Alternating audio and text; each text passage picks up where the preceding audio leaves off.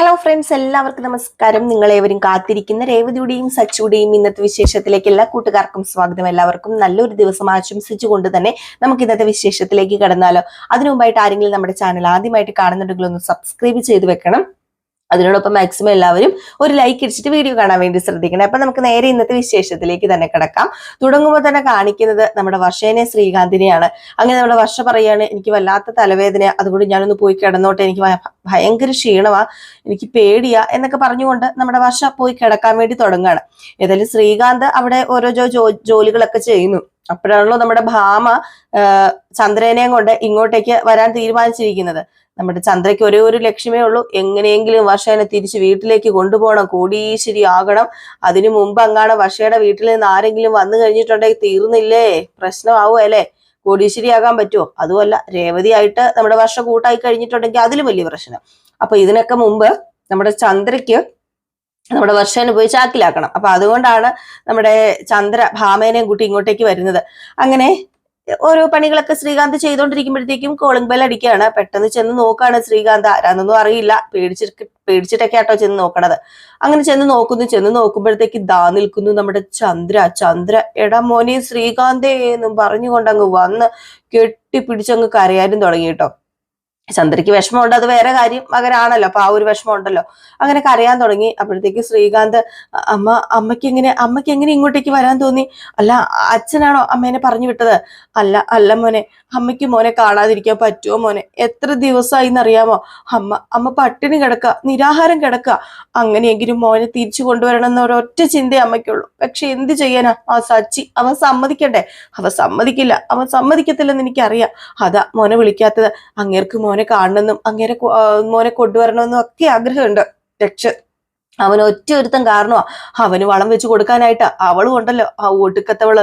അല്ല, മോനിവിടെ സുഖമാണോ മോൻ വല്ലാണ്ടെങ്കിൽ ക്ഷീണിച്ചു പോയല്ലോ. മോൻ ഇതെന്ത് പറ്റി മോനെ ആഹാരം ഒന്നും കഴിക്കുന്നില്ലേ? എങ്ങനെ ഇരുന്നതാ? ഇതിപ്പോ ആകെ മൊത്തം ക്ഷീണിച്ച് ചുളുങ്ങി ചുക്കി എന്നൊക്കെ പറഞ്ഞപ്പോ, ഹേയ് എനിക്ക് പ്രശ്നമൊന്നും ഇല്ലമ്മേ, ഞാൻ സന്തോഷമായിട്ട് തന്നെ ഇരിക്കുന്നേ. പിന്നെ നിങ്ങളെയൊക്കെ കാണാത്തതിന്റെ ആ ഒരു സങ്കടം എപ്പോഴും എന്റെ മനസ്സിലുണ്ട്. ഇത് ഇനി അങ്ങനെ സങ്കടപ്പെടരുത് കേട്ടോ. മോൻ എപ്പോഴും സന്തോഷത്തോടെ ഇരിക്കുന്ന കാണാനാ ഞാൻ ആഗ്രഹിക്കുന്നത്. പിന്നെ അമ്മ ഒരുപാട് സങ്കടപ്പെട്ടു, അറിയാലോ. അച്ഛൻ പോലീസ് സ്റ്റേഷനിൽ കയറി, അതുപോലെ തന്നെ ലോക്കപ്പിലിട്ടു, അതുപോലെ തന്നെ ഹോസ്പിറ്റലില്. ഇതെല്ലാം കൂടെ ആകെപ്പാടെ മനസ്സ് തകർത്തിയിരിക്കുക നിന്റെ അച്ഛന്റെ. അതുകൊണ്ടാ നിന്റെ അച്ഛന്റെ ആ ഒരു ഇതാകെ മാറിയിരിക്കുന്നത്. നീ എന്ന് വെച്ചാൽ നിന്റെ അച്ഛന് ജീവനാ. പിന്നെ സച്ചി ഇങ്ങനെ നിൽക്കുന്നത് കൊണ്ട് അങ്ങേർക്ക് നിന്നെ വിളിക്കാനും പറ്റില്ല. ഞാൻ പറഞ്ഞല്ലോ, ആ മൂദേവി അവള് വീട്ടിൽ കയറി വന്ന കാലം മുതൽ തുടങ്ങിയത് എന്റെ കഷ്ടകാലം. എന്തിനാമ്മ വെറുതെ വീണ്ടും രേവതി അടുത്തിനെ കുറ്റം പറയുന്നത്? അങ്ങനെ രേവതി അടുത്തിന്റെ കുറ്റം പറയരുതമ്മേ. ഞാനൊരു കാര്യം പറയട്ടെ, എല്ലാത്തിനും കാരണം ഞാനാ രേവതി ചേച്ചിനെ വിളിച്ചു വരുത്തിയതും അമ്പലത്തിൽ വെച്ച് അങ്ങനെ ഒരു ഡ്രാമ കളിച്ചതും ഒക്കെ. രേവതി ചേച്ചി അതൊന്നും അറിഞ്ഞിട്ടേ ഇല്ല, പാവം. അതിന് ഒരുപാട് അനുഭവിച്ചു. സച്ചിയേട്ടനും അമ്മയൊക്കെയാണ് അതിനെ ഒരുപാട് അനുഭവിപ്പിച്ചില്ലേ. അതൊന്നും പോരെ. ഇനിയിപ്പൊ അതിനെക്കുറിച്ചൊന്നും പറയേണ്ട കാര്യമില്ല. എനിക്ക് വീട്ടിലേക്ക് വരണം അമ്മ, എനിക്ക് വീട്ടിലേക്ക് വരണം. എങ്ങനെയെങ്കിലും അച്ഛനോട് പറഞ്ഞ് സമ്മതിപ്പിക്കമ്മ. ഇവിടെ ഒറ്റയ്ക്ക് ജീവിച്ചാൽ ശരിയാവില്ല എന്നിങ്ങനെ പറഞ്ഞപ്പം, അത് ഞാൻ പറയാൻ വിട്ടു. അല്ല, വർഷമോൾ എന്തി? വർഷമോളുടെ മുഖത്ത് ആസിഡ് ഒടിക്കാൻ ശ്രമിച്ച കേസൊക്കെ ഞാൻ അറിഞ്ഞു. അവള് വന്നാ രക്ഷിച്ചതെന്നൊക്കെ ഇങ്ങനെ പറയുന്നത് കേട്ടു. അതെ, രേവതി ചേച്ചി ഉള്ളത് കൊണ്ടാ വർഷ രക്ഷപ്പെട്ടത്. അതെ, വർഷ കിടക്കുക. എങ്കിൽ പിന്നെ എന്റെ മരുമകളെ ഒന്ന് വിളിച്ച് ഞാനൊന്ന് കാണട്ടെ എന്ന് പറഞ്ഞു. അപ്പോഴത്തേക്ക് നമ്മുടെ ശ്രീകാന്ത് എന്ത് ചെയ്തു, നേരെ റൂമിലേക്ക് പോയിട്ട്, വർഷ എണീക്ക് വർഷ എന്ന് പറഞ്ഞു. വർഷയാണെങ്കിൽ ഉറങ്ങാൻ തുടങ്ങിയായിരുന്നു കേട്ടോ. വർഷയ്ക്ക് ദേഷ്യം വന്നിട്ട്, എന്താ ശ്രീകാന്ത് ഇത്, ഞാൻ ഉറങ്ങാന്ന് ഞാൻ പറഞ്ഞല്ലേ, പിന്നെ എന്തിനാ എന്നെ വന്ന് ശല്യം ചെയ്യുന്നത്? ഒച്ചയ്ക്കാട്ടോ പറയുന്നത്. അപ്പോഴത്തേക്ക് ശ്രീകാന്ത് മിണ്ടരുത്, പതുക്കെ സംസാരിക്കുക. എന്ത് പതുക്കെ സംസാരിക്കാന്? മനുഷ്യനെ ശല്യം ചെയ്യാൻ വന്നത് പോരാ, എന്നിട്ട് പതുക്കെ സംസാരിക്കാന്? ഞാൻ പറഞ്ഞല്ലേ, ഞാൻ ഭയങ്കര ടയേർഡാണെന്ന്. പിന്നെ എന്തിനാ എന്നെ ഇങ്ങനെ ശല്യം ചെയ്യുന്നത്? എനിക്കാണെങ്കിൽ വയ്യ. എന്താ ശ്രീകാന്ത് ഇത്? ശ്രീകാന്തിനൊന്ന് ഇറങ്ങി പോകാമോ എന്നൊക്കെ ചോദിച്ചപ്പോ, അതെ, താനൊന്നും മിണ്ടാതിരിക്കണോ, അമ്മ വന്നിട്ടുണ്ട്. അമ്മയോ? ആരുടെ അമ്മ? എന്റെ അമ്മ. ശ്രീകാന്തിന്റെ അമ്മയോ? എന്റെ അമ്മ വന്നിട്ടുണ്ട്, തന്നെ കാണണമെന്ന് പറഞ്ഞ. ആണോ എന്നൊക്കെ പറഞ്ഞു കേട്ടോ. ഏതായാലും നമ്മുടെ വർഷം ഈ സമയത്ത് വരണ്ടായിരുന്നു എന്നൊക്കെ മനസ്സിൽ പറഞ്ഞുകൊണ്ട് അങ്ങ് ഇറങ്ങി പോവാണ്. കാരണം ഉറക്കപ്രാന്തും ഭക്ഷണപ്രിയ ആണല്ലോ നമ്മുടെ വർഷയുടെ മെയിൻ ഇതെന്ന് പറഞ്ഞാല്.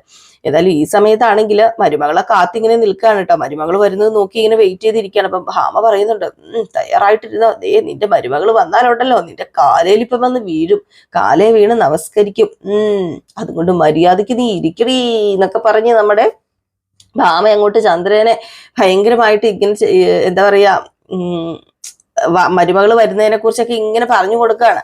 അപ്പൊ മരുമകള് എങ്ങനെയുള്ളവളാണെന്ന് നമ്മുടെ ചന്ദ്രയ്ക്ക് അറിയില്ലല്ലോ. ഈ പറയുന്ന വർഷ കാലേ തൊട്ട് ഒഴുകുകയൊക്കെ ചെയ്യുമോ? എവിടെന്ന്? നമ്മുടെ വർഷയ്ക്ക് അങ്ങനെ ഒരു ഇതൊന്നുമില്ല. ഏതായാലും വർഷം വന്നു. വർഷം വന്നതും ഉടനെ തന്നെ നമ്മുടെ ചന്ദ്ര, അയ്യോ മോളെ ബാ ഇങ്ങ് വന്നേ മോള്, മോക്ക് എന്തെങ്കിലും സംഭവിച്ചോ? ഇല്ലല്ലോ അല്ലേ? എനിക്കൊന്നും പറ്റിയില്ലമ്മേ, രേവതിയെടുത്തി ഉള്ളത് കൊണ്ട് ഞാൻ രക്ഷപ്പെട്ടെന്ന് പറഞ്ഞാൽ മതിയല്ലോ. ഓ അവള് അവളുടെ കാര്യമൊക്കെ പോട്ടെ, അതൊക്കെ ഒരു കടയാണ്. അല്ല മോള് വല്ലതും കഴിച്ചോ?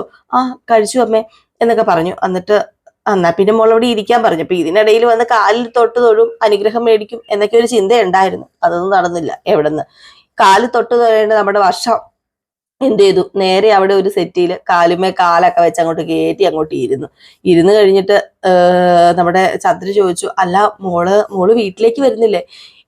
എത്ര കാലം എന്ന് പറഞ്ഞാ നിങ്ങൾ ഇവിടെ കഴിയുന്നത്? വീട്ടിലേക്ക് വന്നു കഴിഞ്ഞിട്ടുണ്ടെങ്കിൽ കേട്ടില്ലാന്ന് പേടിച്ചിട്ടാണോ മോള് വരാത്തത്? അങ്ങനെ ഒരു ചിന്തയേ വേണ്ട. ദേ ഞാന് അത്രക്കാരിയല്ല കേട്ടോ. ഞാന് മരുമക്കളെ ഒത്തിരി സ്നേഹിക്കുന്ന ഒരമ്മായിയമ്മയാ. പിന്നെ ഒരെണ്ണമുണ്ട് വീട്ടില്, ഒരു വഷളത്തി, ആ രേവതി. അവളെ സ്നേഹിക്കാതിരിക്കുന്നതൊക്കെ കണക്കാ. അവളുടെ കാര്യം പറയാതിരിക്കുന്നത് തന്നെയാ നല്ലത്. അയ്യോ രേവതി ചേച്ചി എന്ത് നല്ല ചേച്ചിയാ. അല്ല ആ ചേച്ചിനെ കുറിച്ചാണോ അമ്മ ഇങ്ങനെയൊക്കെ പറയുന്നത്? അവള് നല്ല അതൊക്കെ തന്നെയാ, പക്ഷെ അവക്ക് കുറച്ച് സ്വഭാവ ദോഷങ്ങളൊക്കെ ഉണ്ട്. അതൊക്കെ അവിടെ നിൽക്കട്ടെ, നമുക്ക് അതൊക്കെ പിന്നെ സംസാരിക്കാം. മോള് ദേ എത്രയും പെട്ടെന്ന് വീട്ടിലേക്ക് വരണം. നിങ്ങൾ ഇവിടെ ഒറ്റപ്പെട്ട് താമസിക്കേണ്ടവരല്ല, അങ്ങ് വീട്ടിൽ വന്ന് താമസിക്കേണ്ടവരാ. അവിടെ എല്ലാവരും ഉണ്ട് സന്തോഷത്തോടു കൂടി. പിന്നെ എന്റെ ഇളയ മരുമകൾ, എന്റെ മൂത്ത മരുമകളുണ്ടല്ലോ ശ്രുതി, അവള് പഞ്ചപാവ. അവളെ ബ്യൂട്ടി പാർലർ നടത്തുക. ഞാന് ശ്രീകാന്ത് പറഞ്ഞ് കേട്ടിട്ടുണ്ടമ്മ.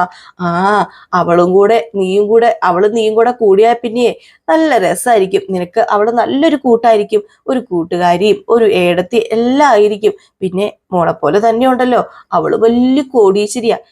ഈ കോടീശ്വരിയിലൊക്കെ എന്ത് കാര്യം ഇരിക്കുന്നമ്മേ? അല്ല കോടീശ്വരിയാന്ന് പറഞ്ഞാലേ ഞാന് ഒരുപാട് തപ്പി കണ്ടുപിടിച്ചതാ.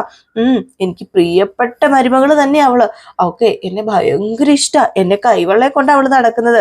അപ്പോഴത്തേക്കും നമ്മുടെ വർഷയ്ക്ക് ഏകദേശം രൂപം മനസ്സിലായിട്ടോ ചന്ദ്രയുടെ.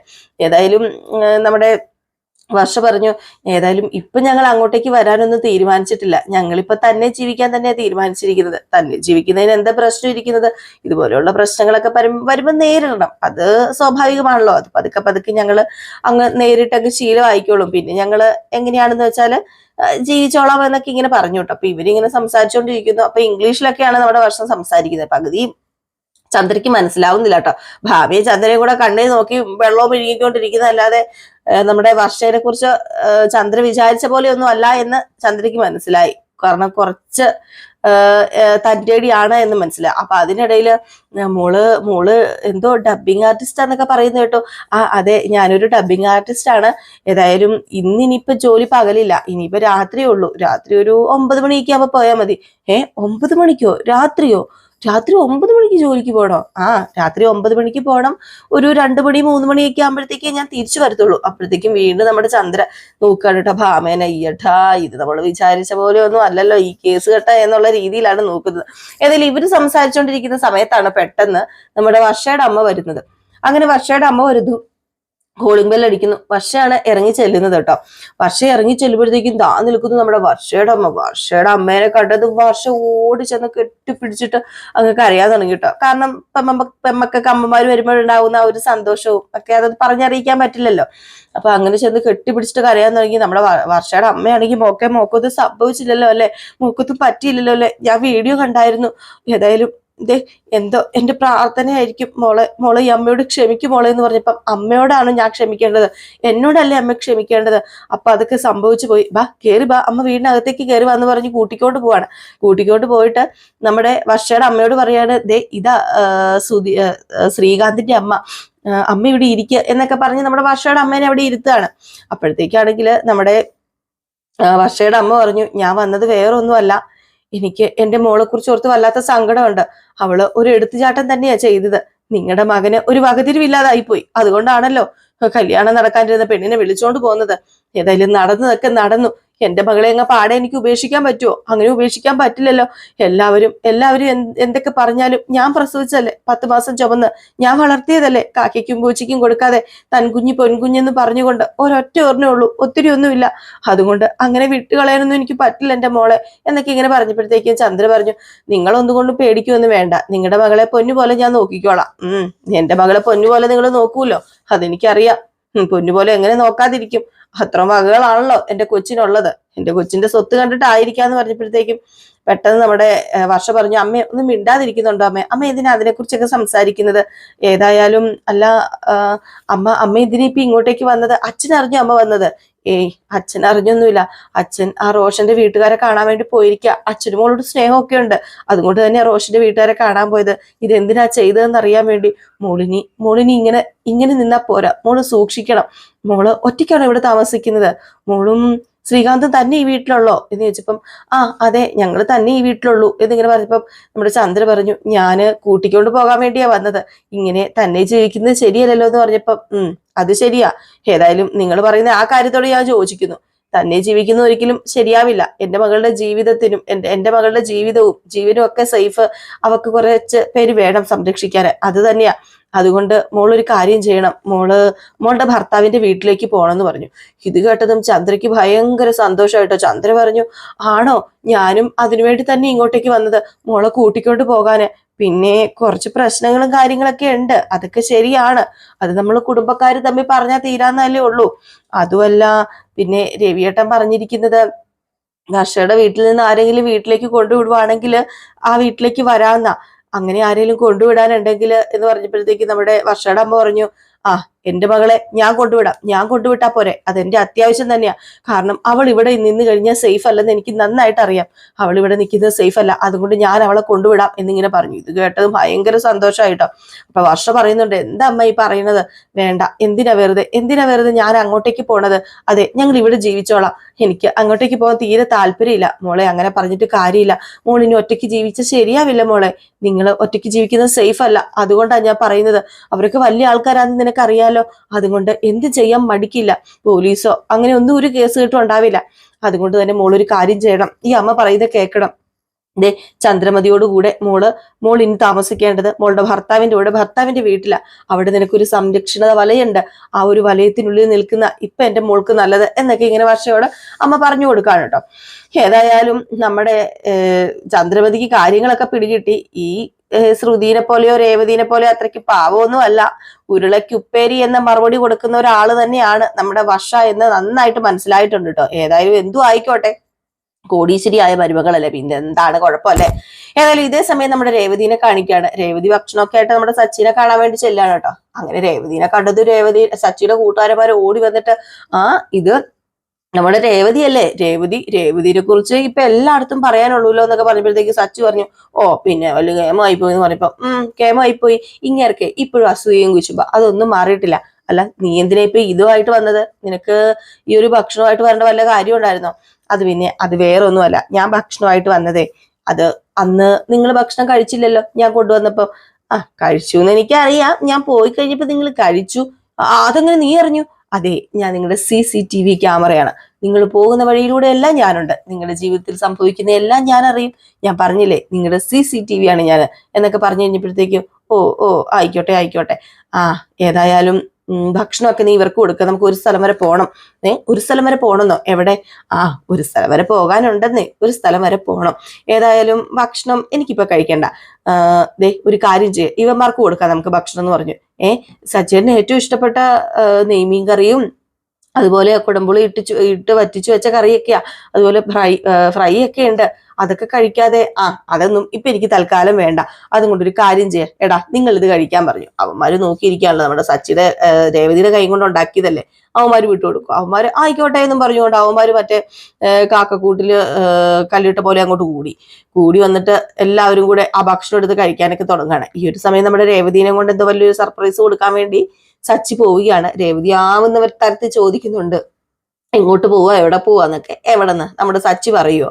ഏതായാലും സച്ചി കൊണ്ടുപോകുന്നത് വേറെ എങ്ങോട്ടേക്കും അല്ല, അമ്പലത്തിലേക്കാണ്, അമ്മയുടെ അനിയത്തിയുടെ അടുത്തേക്കാണ്. അവിടെ ചെന്ന് കുറച്ച്